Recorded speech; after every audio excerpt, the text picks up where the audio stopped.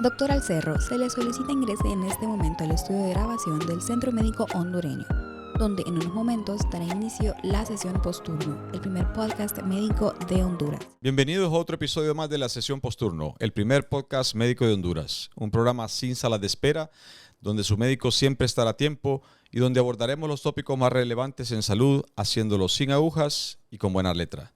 Yo soy su anfitrión, el doctor Alcerro, y el día de hoy tenemos el gusto de tener con nosotros a dos personajes que están apoyando mucho a la gente que tiene padecimientos renales. Ya hablaremos un poco más de ellos, pero ellos son ambos representantes de FUNLUVI, que es la Fundación Luz y Vida.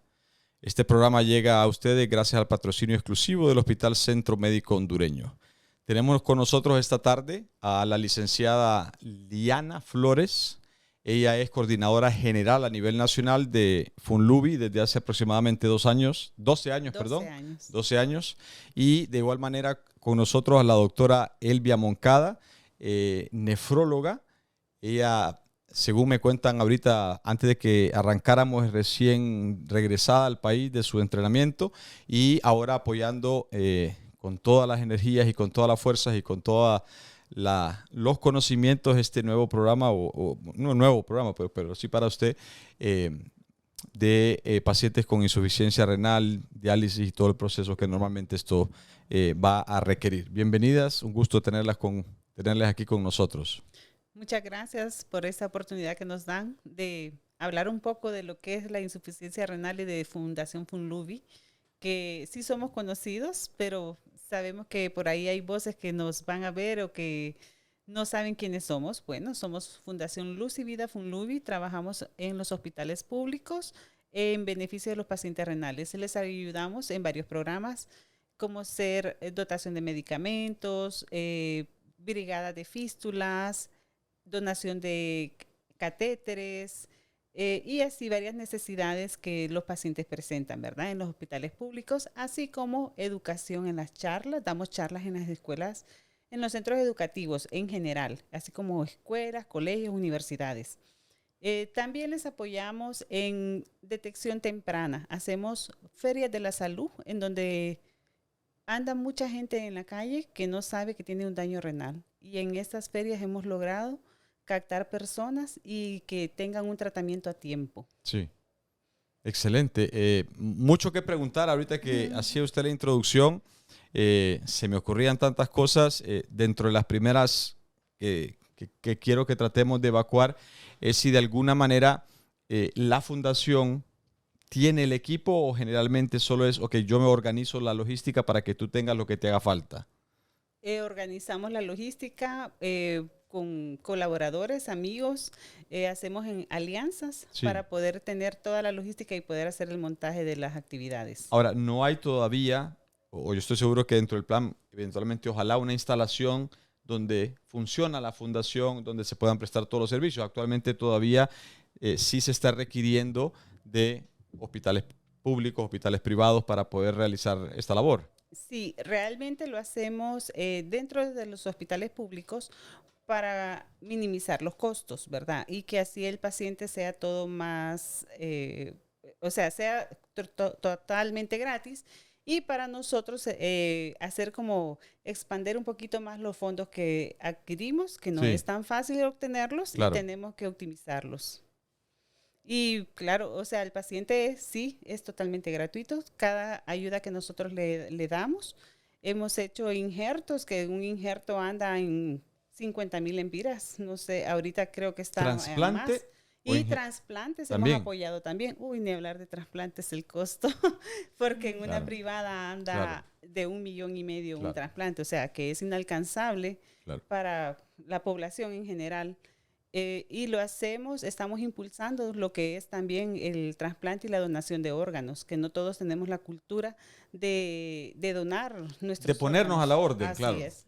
Se quiso hacer, ¿verdad? Con la tarjeta de identidad, que si salía el corazoncito en la tarjeta, yo soy voluntaria a donar mis órganos en caso de un accidente. Sí. Pero no todos, no aparecen todos. De hecho, yo quiero donar mis órganos si algún día me llegase a pasar algo y no está mi corazón en mi tarjeta de identidad. Y lo puso cuando llenó la solicitud. Así es.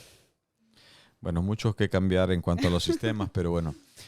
Doctora, llegar a este nivel, me imagino que todo paciente va a pasar por un proceso. ¿Hay ciertos signos previos para no caer, o mejor dicho, que podemos tal vez no detener, pero sí prolongar a que esto empiece? Para que nos explique un poquito, tal vez primero qué es lo bueno y para después empezar a ver qué es lo malo.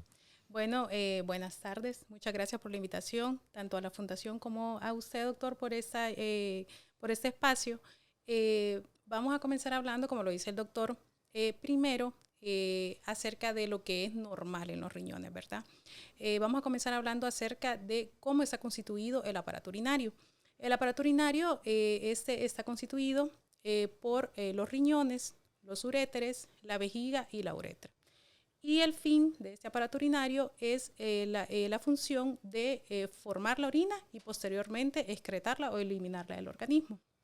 Dentro de las funciones principales que tienen los riñones, una de las primeras es pues eliminar los desechos tóxicos que genera el organismo, ¿verdad? ¿De qué desechos tóxicos hablamos? Por ejemplo, para que la gente más o menos vaya entendiendo, estamos hablando de la creatinina, de la urea, del ácido úrico y de otras sustancias pues que nuestro riñón, pues, nuestro cuerpo pues los desecha. Otra función importante que tienen los riñones es la regulación del agua y los electrolitos. Sí. Eso quiere decir que el riñón lo que hace es que pues detiene lo que el cuerpo necesita y excreta lo que no. Y en cuanto a los electrolitos, pues estamos hablando de la regulación del sodio, del potasio, del magnesio, del calcio y del fósforo, ¿verdad? Entre otros. También es muy importante en la regulación de la presión arterial, importante también en la secreción hormonal, como lo es la eritropoyetina. La eritropoyetina, pues, esta estimula al glóbulo rojo, estimula la formación del glóbulo rojo en la médula ósea, y la ausencia de esta hormona, pues, no conlleva lo que es la anemia. También otra hormona importante es el calcitriol o la vitamina D, sí, ya que esta pues permite que el intestino absorba el calcio y el riñón haga una reabsorción adecuada del calcio y el fósforo.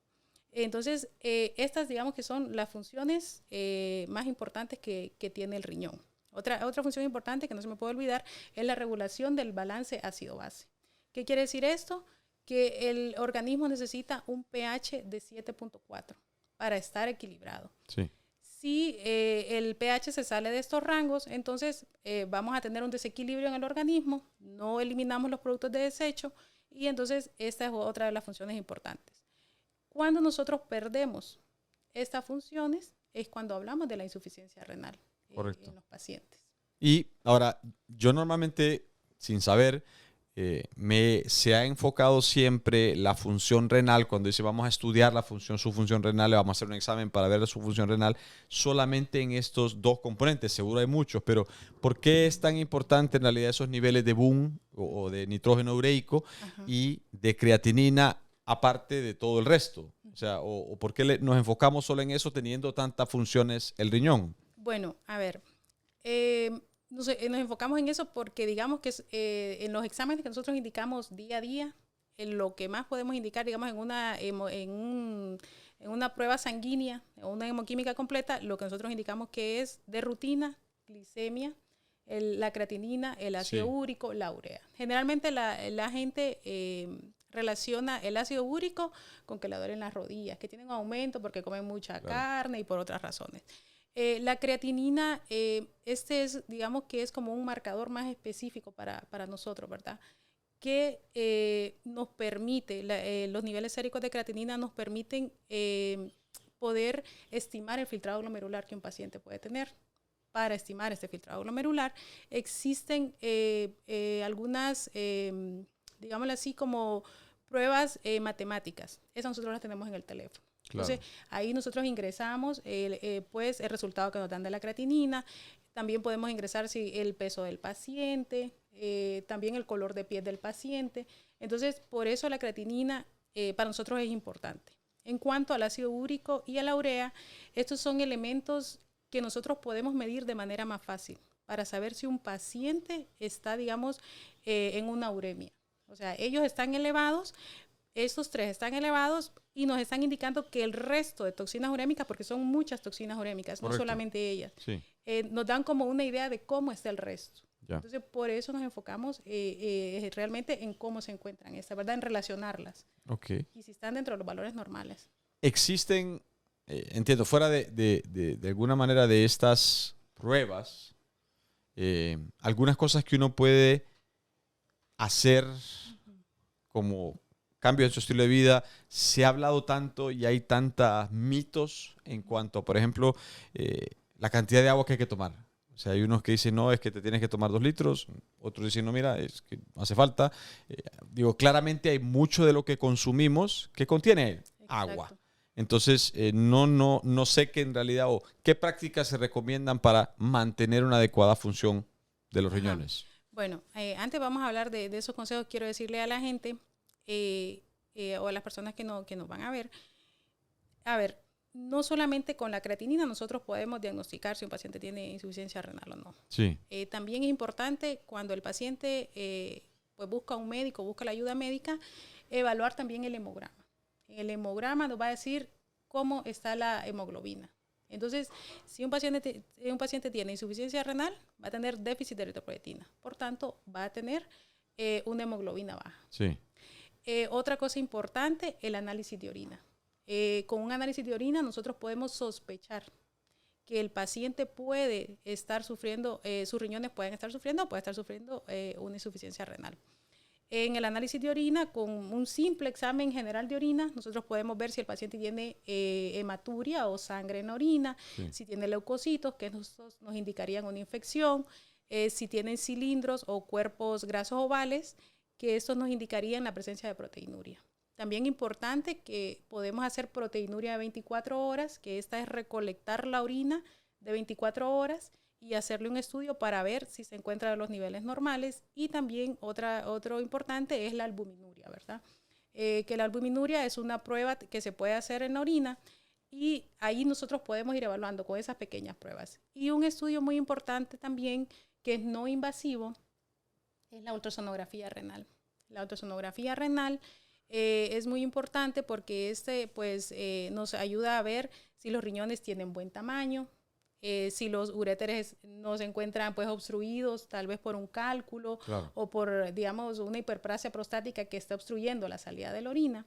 Entonces, digamos que con estas pruebas, con un hemograma, una hemoquímica, un examen de orina y un ultrasonido bien hecho por un radiólogo o incluso algunos nefrólogos podemos realizar el ultrasonido, nosotros podemos diagnosticar una enfermedad renal.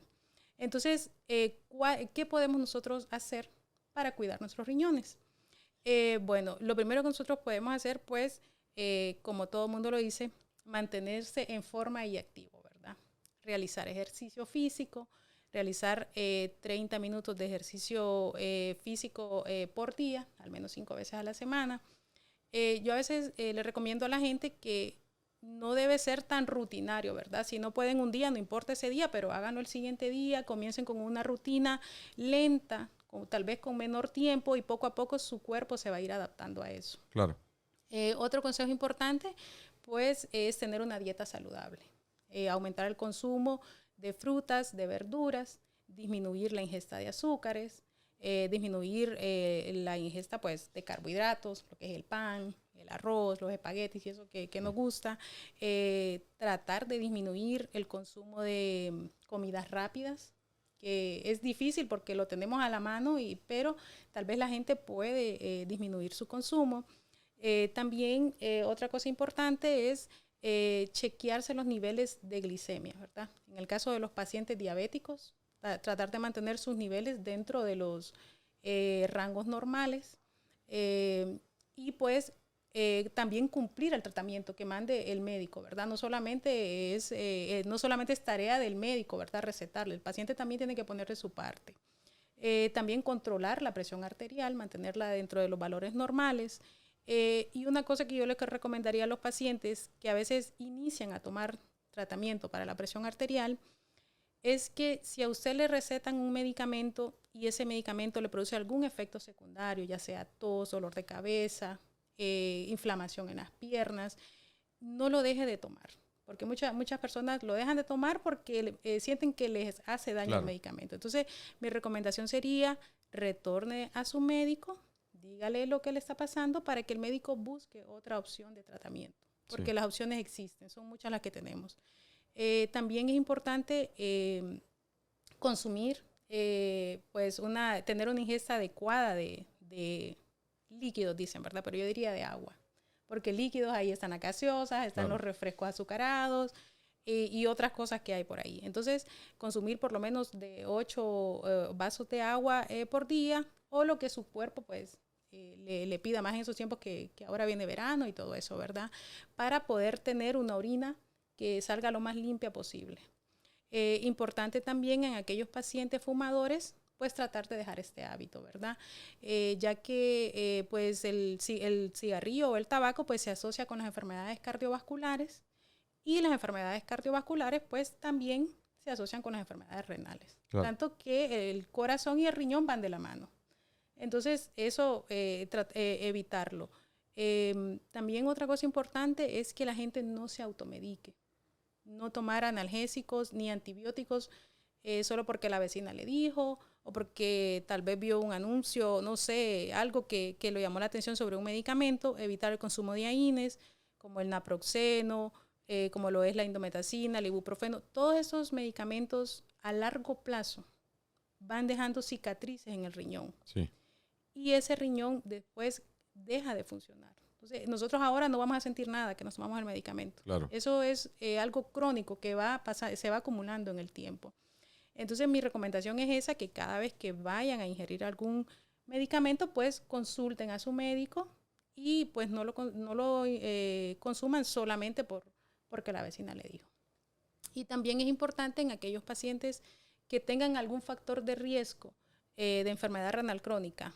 Por ejemplo, pacientes que sean diabéticos, que es la principal causa de enfermedad renal crónica, paciente diabético, paciente hipertenso, paciente con antecedentes de alguna enfermedad cerebrovascular, pacientes que tengan alguna enfermedad renal poliquística. Todo paciente que tenga un factor de riesgo debe de realizarse un chequeo por lo menos anual, con las pruebas que ya les dije anteriormente, para ver cómo está su función renal y evitar que la enfermedad siga progresando. Para eso, pues, el médico va a saber qué hacer, va a saber qué medicamento darle, qué dieta es la que usted tiene que seguir, y él lo va a citar cada cierto tiempo. Entonces, eso es lo que nosotros podemos hacer para cuidar nuestros riñones. Excelente. Licenciada, ¿cuánto de los esfuerzos de la Fundación están enfocados en tratar de prevenir llegar al punto de la insuficiencia? O no, mira, estamos enfocados en el tratamiento meramente exclusivo, en apoyar a la gente durante su proceso, llámese de diálisis o de preparación para la misma, o en buscar donantes. O sea, ¿hay algún enfoque en el lado preventivo o estamos exclusivamente tratando ya el problema establecido? No, la Fundación le apuesta mucho a la prevención, porque si nosotros desde pequeños, por ejemplo, le enseñamos a nuestros niños estilos de vida saludables, evitamos que estos niños de adultos lleguen a una enfermedad crónica. Claro. ¿Verdad? No solamente a la insuficiencia renal, sino que a todas las otras enfermedades que la doctora nos acaba de mencionar. Sí, le apostamos por lo menos el 40% de nuestros ingresos a la prevención. Por eso se hacen estas charlas educativas, incluso tenemos charlas con los pacientes. Aún ya viviendo con la insuficiencia renal, le enseñamos cómo vivir con la insuficiencia renal. Claro. Porque si ellos, no saben a veces ni qué comer, le dicen, no tiene que comer potasio, pero no saben en qué está el potasio, no saben a dónde está el calcio, hay que enseñarles y cómo procesar, cuál es el proceso de los alimentos para que ellos puedan cuidarse mejor su salud y que tengan una mejor calidad de salud, ¿verdad? Valga la redundancia. Decimos de vida, pero no, en este caso es de salud, y le enseñamos a la familia también cómo, no solamente nutricional, sino que psicológica, médica, el cuidado de fístulas, el cuidado de sus catéteres, ya que es muy delicado porque se les infecta a ellos muy seguido. Entonces, tenemos todos estos programas y siempre tenemos personas especialistas que nos están apoyando en cada una de las áreas. Súper. Ahora, hablar de insuficiencia renal es lo mismo, o sea, crónico. Hay episodios agudos que de pronto el riñón sufre un poco, se recupera y sale, pero hablar de insuficiencia renal crónica es hablar de diálisis, va de la mano. Todo que tenga insuficiencia renal crónica necesita diálisis o no necesariamente, para que a ver si andamos un poquito, porque bueno, a veces cuando le ponemos la etiqueta, exacto. ya todo el mundo, no, ya significa Piensa en diálisis, significa, sí, exacto, significa fístula, significa arteriover, bueno, en fin. Bueno, cuando se hace un diagnóstico de la enfermedad renal crónica, lo primero que nosotros como nefrólogos tenemos que hacer es estadificar en qué estadio de la enfermedad se encuentra el paciente. Existen 5 estadios de la enfermedad. Entonces, los primeros 2, o sea, todos pueden ser tratados, todos, ¿verdad? Ya cuando nos encontramos, cuando nosotros vamos a hablar de diálisis, cuando se le habla a un paciente de diálisis, cuando se encuentra en el estadio 4 o en el estadio 5. ¿Cuándo es cuando el estadio 4?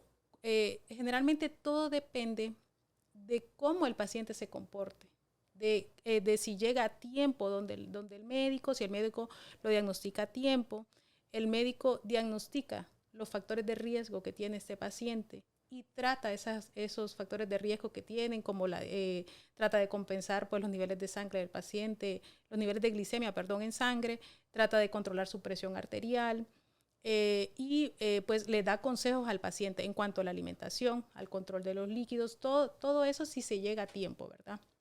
No quiere decir que todo aquel paciente que se le diagnostica una enfermedad renal crónica es que inmediatamente va a requerir diálisis, no. Primero se hace un manejo médico, que es pues tratar de controlar esos factores que están ayudando a que la enfermedad progrese. También se trata con algunos medicamentos que lo que hacen estos medicamentos es que ayudan a prevenir que esa enfermedad progrese rápidamente. Yo conocí muchos pacientes, he conocido muchos pacientes que pueden estar 5 o hasta 6 años con un buen seguimiento. Sí. ¿Por qué? Porque no solo es que lo voy a ver una vez al mes. Cuando uno capta a un paciente, uno debe verlo un poco seguido para ir viendo si el tratamiento que nosotros estamos haciendo está surtiendo efecto. Y si no, a ir actuando ahí en el momento. Posteriormente se le dan al paciente citas un poco más alejadas, pero nunca uno le quita el ojo a ese paciente, ¿verdad? Porque uno trata de evitar que el paciente progrese rápidamente. Otra de los objetivos que nosotros podemos tener en cuanto a nefrólogos, ¿verdad? De estar pendiente de este tipo de pacientes es que algunos pacientes pueden requerir fístula o catéter para la diálisis. Entonces, el mejor acceso vascular para estos pacientes que van a llegar a la diálisis es la fístula arteriovenosa. Sí. ¿Por qué? Porque los catéteres tienen un alto porcentaje de infección. Claro. Cada vez que un paciente se infecta, cuesta sacarlo de esa infección. A veces los pacientes diabéticos principalmente son pacientes que tienen un árbol vascular que está agotado. Entonces tienen un acceso valioso. Digamos, si se les pone un catéter y si el paciente adquiere una infección, que generalmente los diabéticos son más susceptibles también a contraer infecciones, entonces es una tremenda complicación. Entonces, uno de los objetivos de diagnosticar esta enfermedad a tiempo y de llevar un control con el paciente es poder realizarle un acceso vascular, como lo es la fístula, a tiempo. Unos 6 meses antes de que él vaya a entrar a diálisis, incluso más tiempo, para que llegue con una fístula y de esta manera pueda realizarse la diálisis y no tener que estar sufriendo porque tiene infecciones o algo, o que el médico esté preocupado porque es imposible colocarle un catéter, porque eso sucede también. Sí. Entonces, no todo paciente con enfermedad renal crónica quiere decir que es diálisis. Okay. Puede esperar eso, ¿verdad? Una de las cosas que siempre le he temido de alguna manera es que es una enfermedad silente. O sea, sí. no siento nada, no me duele nada, no me sale una roncha.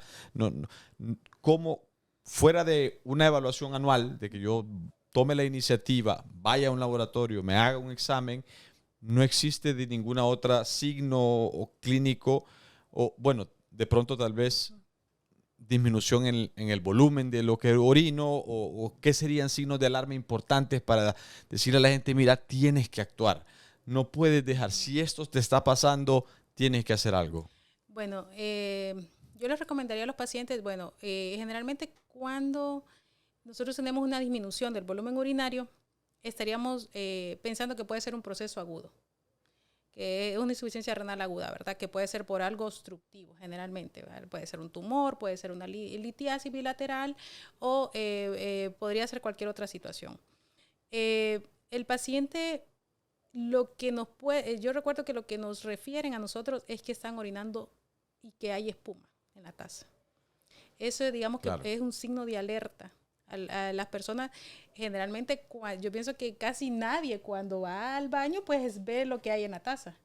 Pero hay gente que sí lo hace. Sí. Y hay pacientes que de cierta manera es algo inteligente, porque ya cuando un paciente llega y nos dice a nosotros, mira doctora, yo vi espuma en la taza, entonces yo ya estoy pensando, este paciente está perdiendo proteína por la orina. Entonces ya tiene un daño renal. Sí, de alguna manera sí va relacionado. Sí, claro. El que sea más espumosa la orina. Sí, se ve. Es que estamos perdiendo generalmente proteína en la orina. Por la orina. Entonces, esa podría ser podría ser, digamos, un signo de alerta, que ellos tienen que estar alerta. Otra cosa, si es un paciente que es hipertenso, diabético, siempre les repito, esos factores de riesgo, ¿verdad? Hipertenso, diabético, que tiene alguna enfermedad vascular. Y esos pacientes, no voy a decir todo, ¿verdad? Pero algunos no siguen el tratamiento como es y otros sí. Sí. Si en alguno de estos pacientes, alguno de ellos pues se llega a sentir con fatiga, debilidad, náuseas, vómitos, insomnio, sienten una inquietud que no pueden estar en un solo lugar, hay un síntoma que se llama síndrome de piernas inquietas. Sí. Este tipo de pacientes pues ya nos está advirtiendo a nosotros que ahí se están acumulando las toxinas urémicas en el organismo del paciente. Sí. Entonces, es importante, a veces la gente llega a los hospitales diciendo que se siente débil. Entonces, esa debilidad generalmente nosotros la asociamos con la disminución de la hemoglobina. Okay. Entonces, hay cositas de alerta, principalmente si usted tiene un factor de riesgo para padecer enfermedad renal crónica y está orinando mucha espuma, porque los diabéticos orinan espuma, pero tampoco es que tienen que ser el montón. A veces ese es el síntoma que alerta a los pacientes diabéticos. Sí.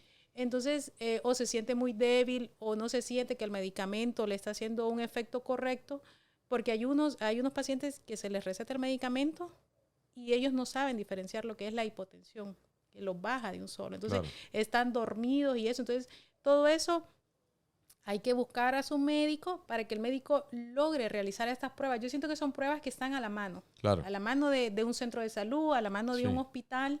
Entonces, son pruebas, digamos que sencillas.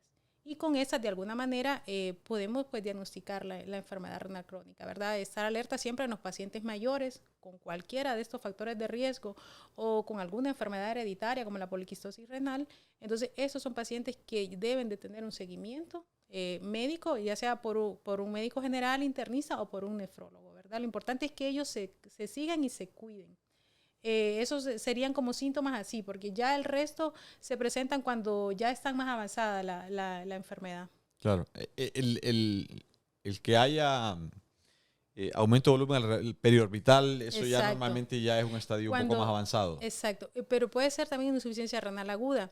Cuando el paciente deja de orinar, obviamente pues no está excretando el volumen normal de orina, entonces se comienza a ver el paciente que se le hinchan los pies, se le hincha incluso hasta la rodilla, puede haber hinchazón, a veces la acumulación de líquidos se encuentra en el abdomen, las manos, incluso los ojos. Ya esos son signos que tienen que alertar a las personas, ¿verdad? No sé con qué frecuencia se estará viendo esto ahora, porque ahora la gente con el internet todo, ¿verdad? Lo buscan y van al médico. Entonces sí, también eso, ¿verdad? Son signos. Hay pacientes que incluso pueden orinar un poco y van a tener este aumento de volumen o esta inflamación, este hinchazón, y ellos piensan que es normal, que tal vez es algún medicamento o cualquier cosa. Entonces lo mejor es descartar cualquier posibilidad que exista, ¿verdad? Porque esa inflamación no solamente puede ser por el riñón, sino también puede ser otro problema cardiovascular o otra situación que esté pues haciendo un mal funcionamiento del organismo. Claro. Licenciada, los pacientes tienen acceso a opciones de apoyo en cualquier fase de su enfermedad, digamos. Puede ser que sea nada más que requieran algún tipo de apoyo para sus medicamentos, puede ser que requieran un apoyo para diálisis o puede ser que requieran un apoyo para trasplante. Me imagino que sí existe o se trata de que todo mundo pueda participar. Solamente casi que la etiqueta falta algún tipo de diagnóstico de insuficiencia renal crónica. Sí, nosotros tratamos de apoyarles en todas las etapas de la enfermedad renal, ¿verdad? O sea, desde que se diagnostica hasta que se hace un trasplante renal, que es lo máximo, y que soñamos con que pronto se hagan trasplantes renales aquí, o sea, como quien se pone una fístula, rutina, ¿verdad? O sea, claro, que sea algo de todos los días. Ese es el mejor tratamiento, no es la cura definitiva, ¿verdad, doctora? Pero porque depende de unos medicamentos que son muy caros, los inmunosupresores. Los a continuación. Así Correcto. es. Actualmente, bueno, hasta en eso nosotros les apoyamos. Tenemos 5 pacientes que la fundación apoyó con su trasplante en San Pedro Sula, y estos pacientes la fundación le ha estado dando su medicamento durante todo el tiempo, desde que están trasplantados hasta la fecha. Qué bueno. Y les apoyamos en todo el proceso del trasplante renal. Se hizo en el Hospital Catarino, exitosos los trasplantes, Sí. con médicos del Hospital Escuela y el Hospital Catarino, ¿verdad? Se trasladaron el equipo de nefrólogos. Sí. El equipo no es solo nefrólogos, porque Cirujano es multidisciplinar. vascular y, claro. Sí, sí, tenemos de todo.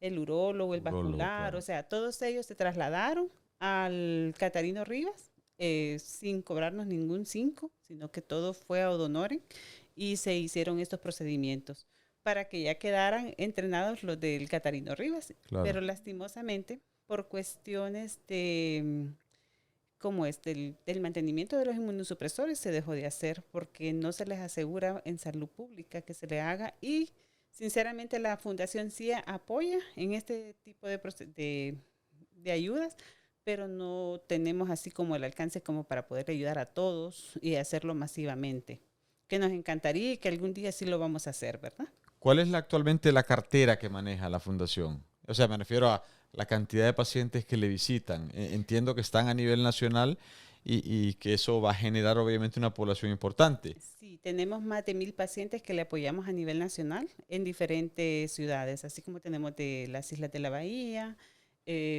Choluteca, San Pedro Sula, Puerto Cortés, en la entrada de Copán, Santa Rosa, Santa Bárbara, Tegucigalpa. ¿Y ellos tienen que movilizarse para venirlos a ver o existen algunos satélites, zonas de puntos de reunión donde se pueden acudir? Pues le voy a contar que siempre hay amigos en donde ellos por lo general acuden a nosotros y nos encuentran en las redes sociales, ¿verdad? Sí. Cuando alguien tiene un problema de salud renal, buscan una fundación o un lugar donde les pueden apoyar. Pues el primer lugar que encuentran es FUNLUVI, sí. Fundación Luz y Vida, y nos llaman. Mi teléfono es el primero que está, entonces ellos me llaman a mí y yo ya me encargo de orientarlos, y le voy a contar que no todos necesitan una ayuda económica, sí, sino que muchos necesitan una ayuda de orientación, claro, qué hacer, claro, a dónde lo voy a hacer, quién me va a ver, cómo puedo, o sea, claro, y psicológica, fíjese, porque es un gran impacto para la familia cuando se le diagnostica a un familiar con esta enfermedad.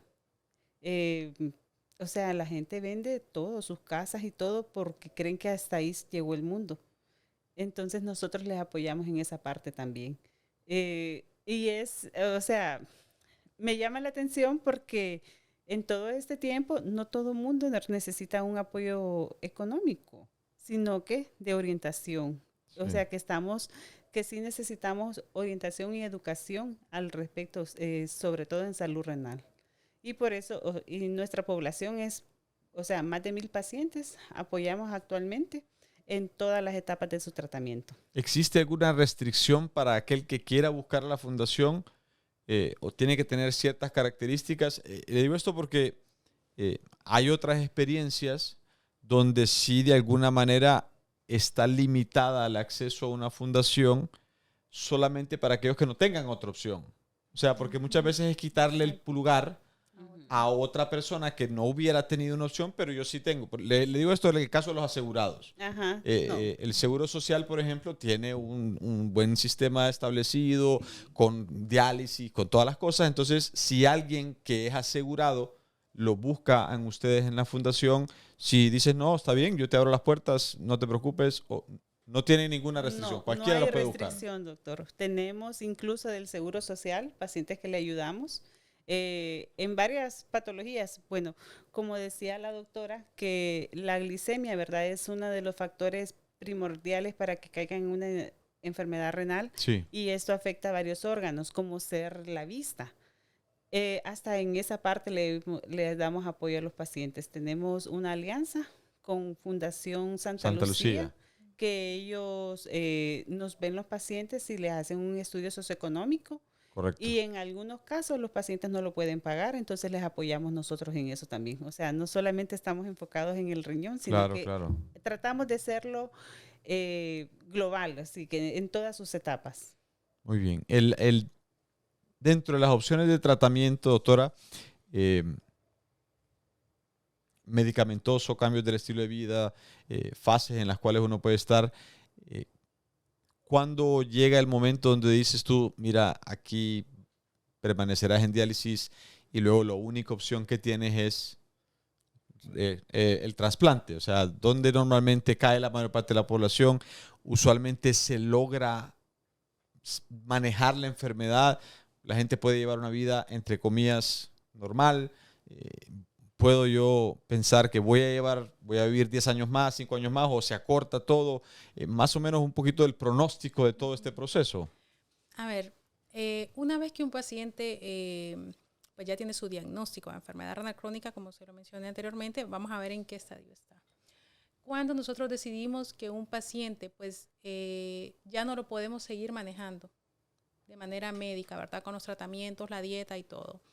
Cuando el eso significa que los niveles siguen en aumento o no han podido disminuir. La enfermedad ha ido progresando. Okay. A pesar de todas las medidas que hemos tomado, la enfermedad, ella tiene un progreso hacia lo terminal, ¿verdad? Entonces, eso es inevitable.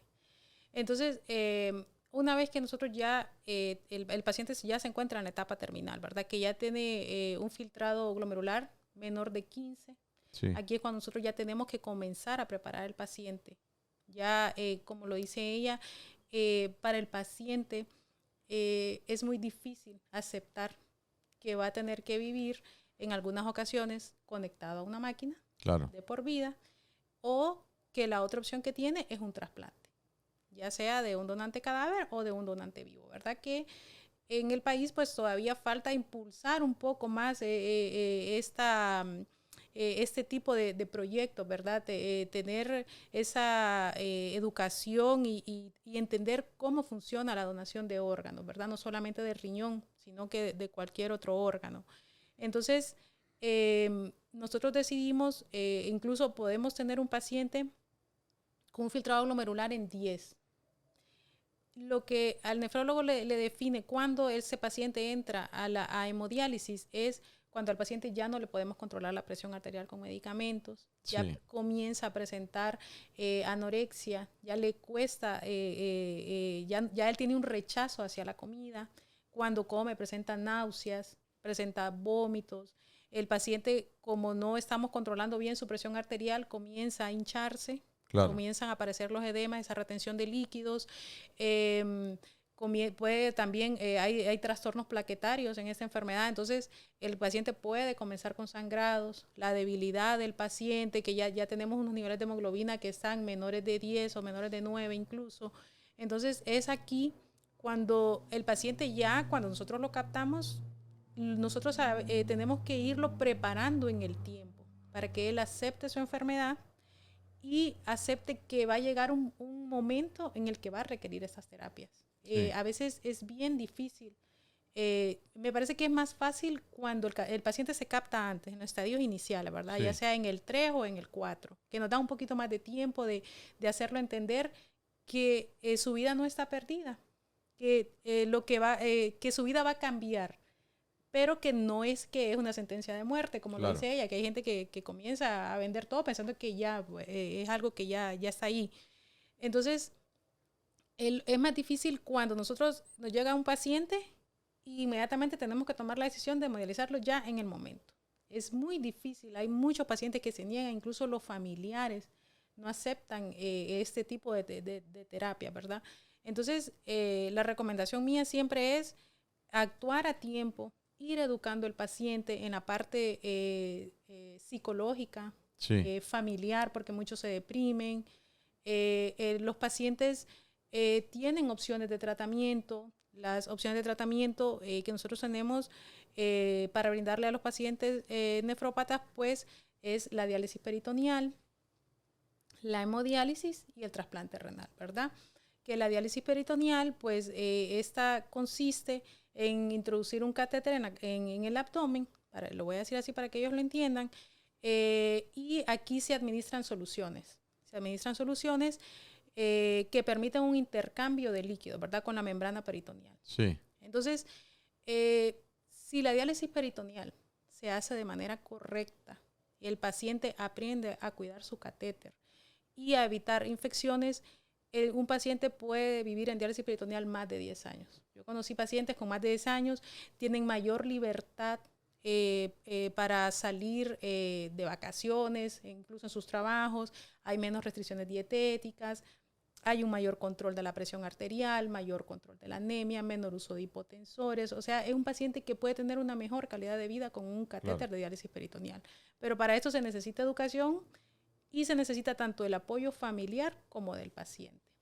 También tenemos la hemodiálisis, ¿verdad?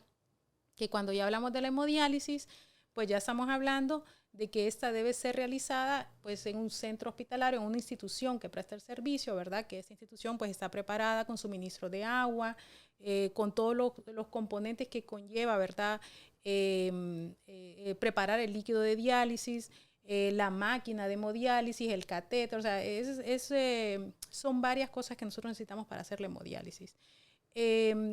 La desventaja que yo puedo ver en la hemodiálisis es que el paciente pues no puede elegir cuándo hacer la hemodiálisis, ¿verdad? Él tiene que entrar en un programa donde hay cupo a la hora que hay cupo. Entonces, tiene que acomodar su vida, el nuevo proceso que va a estar viviendo a esto, ¿verdad? A un tiempo que ya se lo establece la institución.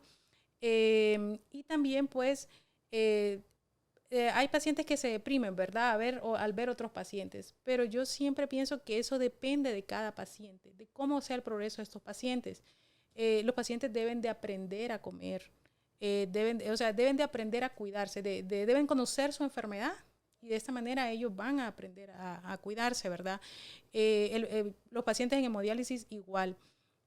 Como les dije, lo mejor es que tengan un acceso vascular permanente, que es la fístula. Si un paciente entra con una fístula en un programa de diálisis, tiene un mejor pronóstico a largo plazo. Pueden vivir muchos años, pueden ver a su familia, a sus hijos crecer. O sea, que no es que están perdiendo su vida, ¿verdad? Pero sí de alguna manera requiere un tratamiento más frecuente, digamos. Más frecuente, exacto. La hemodiálisis es más que la diálisis peritoneal, o sea, cuanto a frecuencia. La diálisis peritoneal, el paciente se la hace todos los días. Pero la ventaja que tiene es que el paciente decide en qué horario. Claro. El paciente se la puede hacer por la mañana. Él tiene unos horarios, dependiendo de la modalidad que nosotros indiquemos. Sí. El paciente se la puede hacer antes de salir a su trabajo, se la puede hacer cuando llegue de su trabajo, puede hacerse una al mediodía, o sea, tiene más libertad para elegir en qué momento se hace su terapia. Sí. Y es todos los días. Y lo puede hacer en su casa. Claro. Hay pacientes que lo pueden hacer en su casa, ¿verdad? Los pacientes que aprenden y tienen las condiciones adecuadas lo pueden hacer en su casa. La hemodiálisis, pues, requiere la ayuda de un enfermero, de un médico. O sea, una ventaja que tiene es que está supervisado, ¿verdad? Sí. Y uno trata de evitar las complicaciones que surgen durante el proceder. Claro. Entonces, el paciente en hemodiálisis son 3 días a la semana o 2 días, no sé cómo la están haciendo aquí ahora. 3. Hay terapias que incluso se puede hacer 2 veces a la semana. Cuando el paciente mantiene todavía una función renal o sea, mantiene todavía orina, un volumen de orina que a nosotros nos permite tenerlo 2 días en hemodiálisis, 2 veces a la semana en hemodiálisis. En cuanto a las terapias, podríamos decir que la que es más esclavizante es la hemodiálisis, Claro. porque no depende del paciente, Sí. depende de un personal que está para ayudarle, ¿verdad? Claro. Y, pero eso pues es algo que los pacientes tienen la oportunidad pues de seguir adelante, pues sí hay un cambio en la rutina familiar, incluso hay gente que pierde su trabajo y aumentan los gastos en el hogar, pero los pacientes es bien difícil porque ellos sí, existe una depresión en estos pacientes. Entonces, el apoyo familiar es muy importante, el apoyo del médico, ¿verdad? Porque un paciente en depresión va a ser más difícil que cumpla todas las metas que nosotros le ponemos a él, ¿verdad? Para que se cuide con su enfermedad. Ellos sí tienen, incluso tienen la fundación que los apoya y todo, ¿verdad? Entonces, sí hay esperanza de vida para estos pacientes. Obviamente, pues, todo va progresando, pero todo depende de cómo ellos se cuiden. Y hablando de la otra terapia, pues el trasplante renal, ¿verdad? Claro. El trasplante renal es lo ideal, es la terapia ideal en el paciente con enfermedad Que renal tampoco crónica. requiere o dice que garantía. O sea, No, porque igual puede haber exacto. rechazo, igual puede ser que no tenga Exacto. o no funcione. O sea, también El- puede fallar. No es que llego exacto. llego al trasplante y me salvé. No. Generalmente Eso es algo también. que los pacientes tienen que entender, ¿verdad? Puede ser que usted tenga todos los recursos para poderse hacer el trasplante en una Sí. clínica privada, donde usted quiera. El trasplante renal es un tratamiento bastante caro, tanto para el paciente como para los sistemas de salud, si es que el sistema de salud lo ofrece. Sí. El trasplante renal no solamente es que me voy a trasplantar. El trasplante renal antes se requiere un estudio, si es un trasplante precoz, que nosotros lo llamamos, antes de que comiencen todas estas manifestaciones de la enfermedad renal Claro. crónica, se requiere un estudio, si es de donante vivo, tanto del donante vivo como del receptor. Sí. Se requiere una cantidad de estudios, una infinidad de estudios, y uno de los estudios más importantes que requiere el trasplante es el estudio de compatibilidad. Esto es un estudio caro.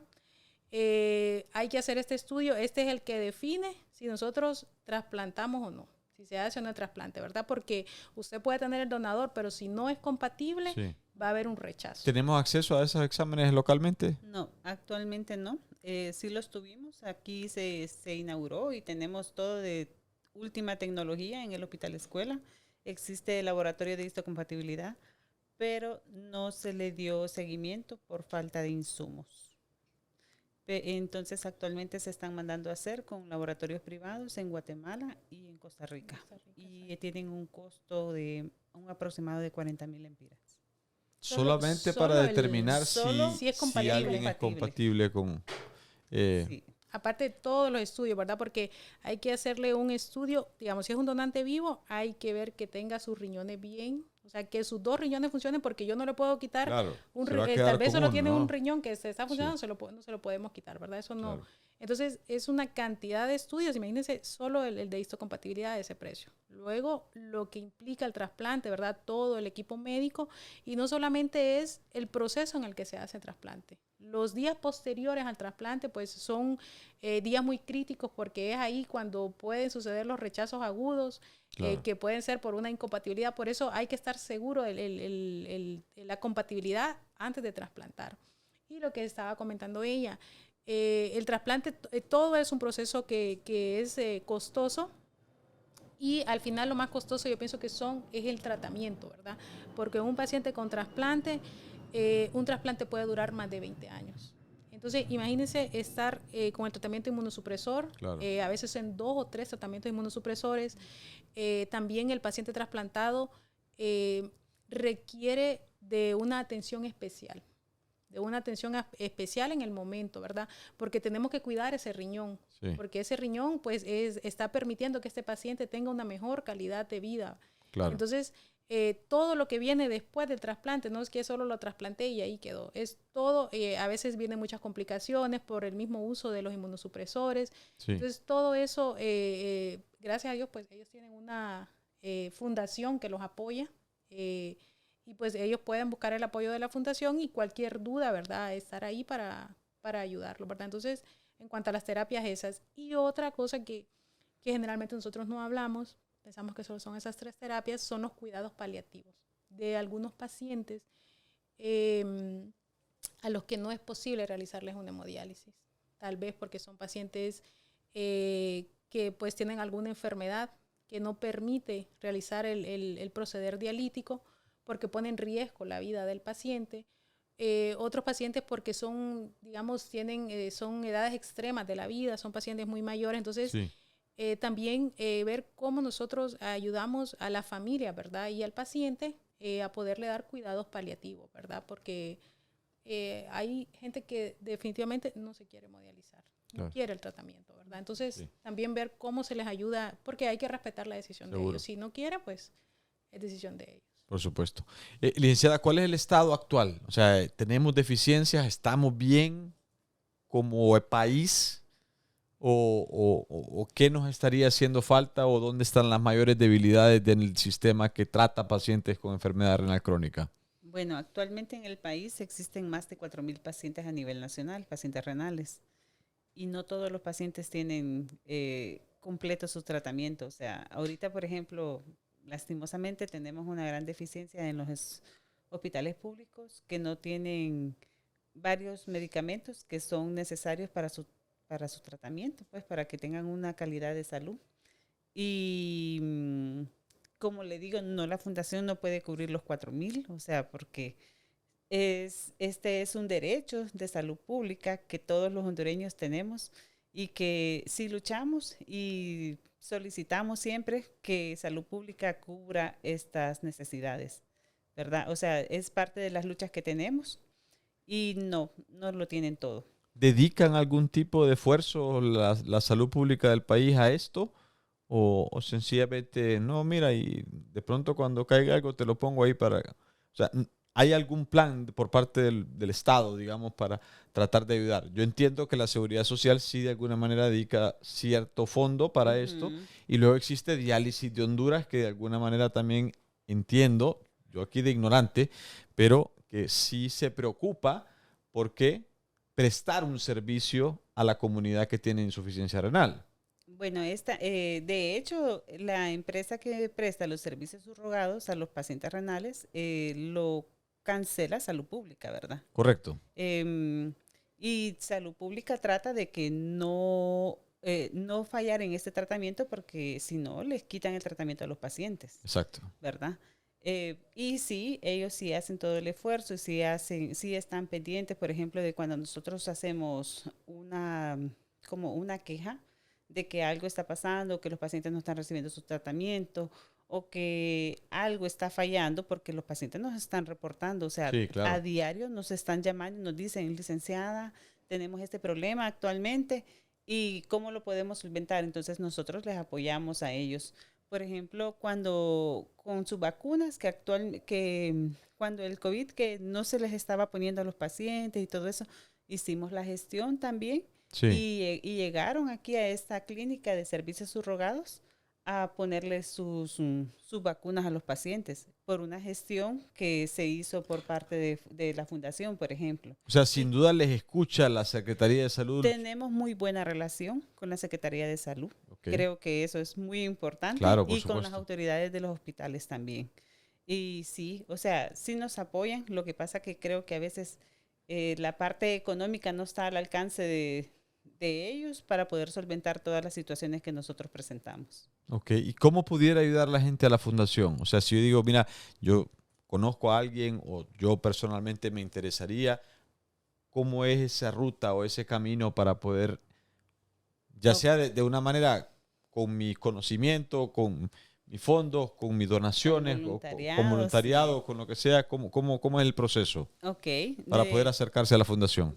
Primero sería buscarnos en las redes sociales, nos encuentran como Funluvi Fundación o en la web que es www.lucivida.org y ahí nos encuentran o solo nos buscan como Fundación Funluvi y ya nos encuentran a nosotros en Facebook, en Instagram, en Twitter, en todas las redes sociales estamos activos y tratamos de ser así de que dar respuestas al instante, ¿verdad? y se acercan a nosotros, nos llaman, por lo general encuentran mi teléfono, como le digo, y me llaman y ellos me dicen, licenciada, yo quiero ser voluntaria, ¿cómo puedo apoyarles? Y claro, nosotros los invitamos a que vayamos a los hospitales, a acompañar a los pacientes, a entregarles donaciones. Tenemos buenas alianzas que recibimos donaciones casi a mes nosotros para poderles compartir a ellos. Sí. Si usted va a ver nuestras redes sociales, nunca va a encontrar una foto de un paciente que le estamos entregando un medicamento, porque cuidamos mucho la integridad del paciente. A nadie le va a gustar que usted le dé un medicamento y que le tome una foto y que está en su cama, él así todo, o sea, a nadie le va a gustar, o sea, como entonces cuidamos esa integridad del paciente. Por eso nunca usted va a encontrar así, tal vez pongamos grupos y difuminamos su cara, porque no vamos a, es como denigrar al paciente si hacemos este tipo de cosas, y eso sí lo cuidamos, ¿verdad? O sea, las ayudas si les llegan, entregamos informes a nuestros patrocinadores, a nuestros donantes, Sí. de cómo, o sea, qué se entregó, a quiénes se entregó, cuántas cantidades se entregó, Correcto. para que ellos vean la transparencia del manejo de los fondos. Pero sí le pedimos a nuestros donantes que por favor eso no sea publicado, porque por lo mismo, cuidando la integridad del paciente. De hecho, hoy estuve en el Hospital Escuela entregando varias cosas de bioseguridad para los pacientes. Y le digo, mire, le voy a tomar la foto, pero no se preocupen que no se la voy a publicar. Y me dice, no, yo le creo a usted, me dicen los pacientes, Claro. ¿verdad? Porque sí habían pacientes nuevos, ya que a diario se detectan hasta 3 pacientes. A veces nos ha mencionado el nefrólogo que se detectan nuevos pacientes con enfermedad renal. O sea que esto va creciendo y va creciendo. Y por eso es que nosotros le apostamos a la prevención y a la educación para que disminuyan estos índices que actualmente se está dando en insuficiencias renales. ¿Se han identificado, doctora, algunas marcas o algunas características propias de los individuos? Mira, no, si tienes hombre, 45, fumadores, vas. O sea, ¿existe así un panorama tan claro? ¿O esto es al azar? No, si tu mamá lo tuvo. ¿Qué pudiéramos tratar de, digo, para alertar un poquito a aquel que empiece a escuchar que, mira, ese soy yo, mira, estoy entre esa edad, tengo este género, fumo, ¿me entiendes? Entonces, si uno dice, yo creo que tengo que hacer algo. Entonces, ¿hay un panorama o una caracterización de los pacientes renales? Mire, doctor, como creo que usted lo dijo al inicio, esta enfermedad es una enfermedad silenciosa que se encuentra infradiagnosticada. Generalmente todos cuando escuchamos enfermedad renal lo asociamos con los crónicos. Sí. Muchos de los casos que se diagnostican son casos que no es que, porque pueden ser jóvenes, incluso un joven, jóvenes de 20 años o menos incluso pueden llegar a la enfermedad renal crónica.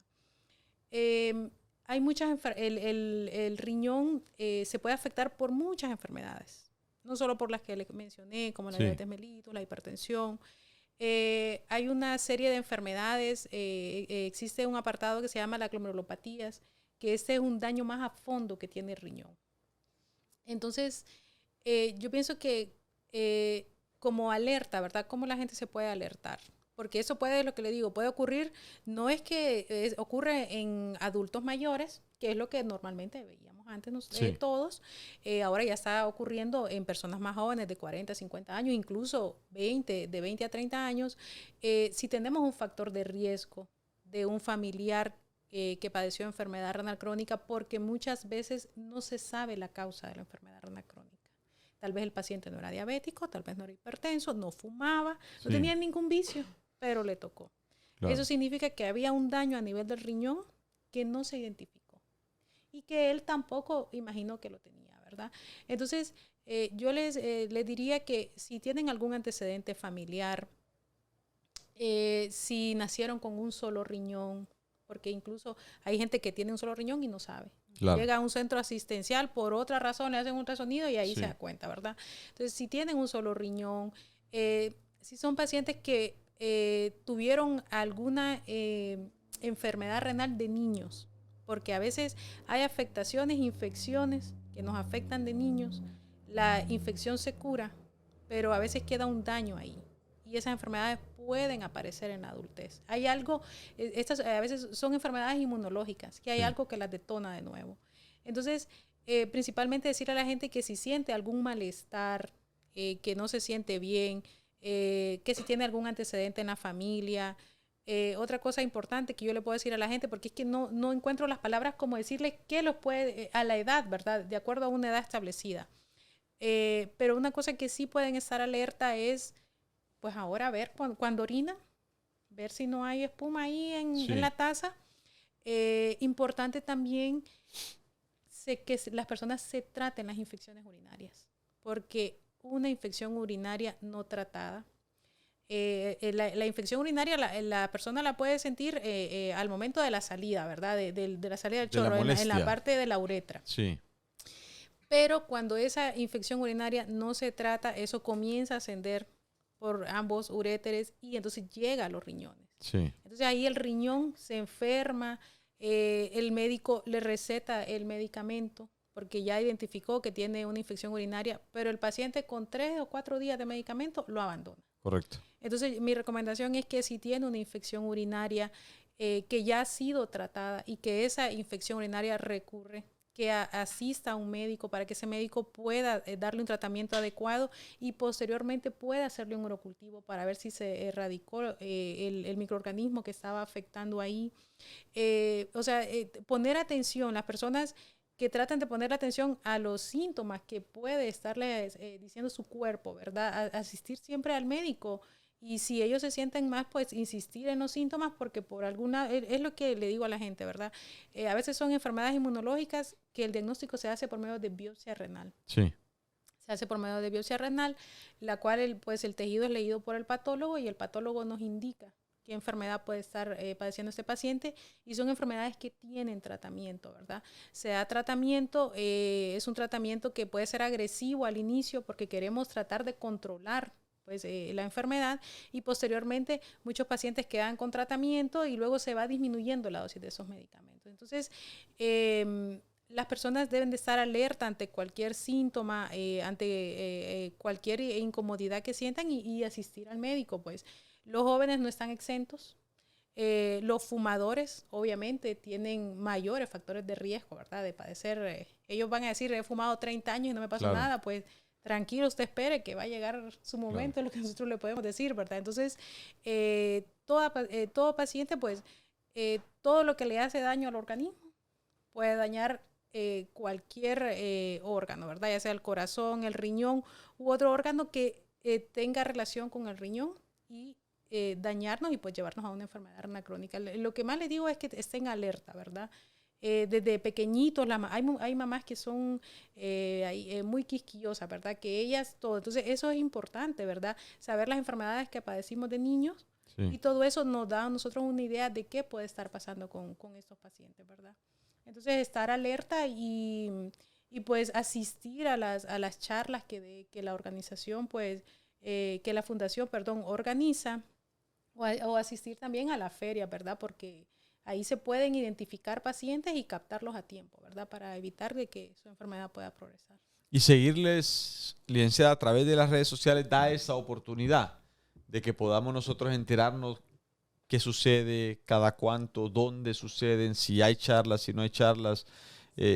A través de sus redes sociales es que se publican estas informaciones. Sí, ahí lo publicamos todo, nos mantenemos a la vanguardia, ¿verdad? O sea, al día, informando a la población que estamos con este tipo de actividades y que acudan a las actividades, ¿verdad? O sea, sobre todo a las ferias de la salud, que aquí se hacen exámenes de presión, temperatura, glicemia, tenemos consultorio médico, tenemos exámenes de perfil renal, les hacemos creatinina, hemogramas, perfil renal y albuminaria, para que estos son los primeros, o sea, que es como las alertas, para que alguien sepa si tiene algún daño renal.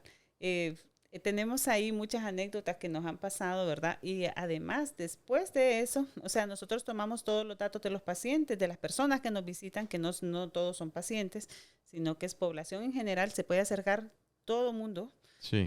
No hay limitantes de edades, de raza, de nada. O sea, aquí se pueden acercar todo el mundo y aprovechar este tipo de ferias. Estos exámenes, por ejemplo, andan en un costo de más de 1,000 lempiras en un laboratorio y nosotros lo hacemos totalmente gratis. Así que las aprovechen. Y en las escuelas sí pedimos, por ejemplo, que cuando nosotros vamos a tocar puertas, porque aquí sí vamos nosotros, y solicitamos los permisos, o sea, que nos abran puertas para que sigamos nosotros con esta prevención, dando las charlas de prevención. Tenemos una psicóloga que de hecho ella es una paciente trasplantada de hace más de 15 años. Sí. Y ella, o sea, ella es quien nos apoya en este programa de educación.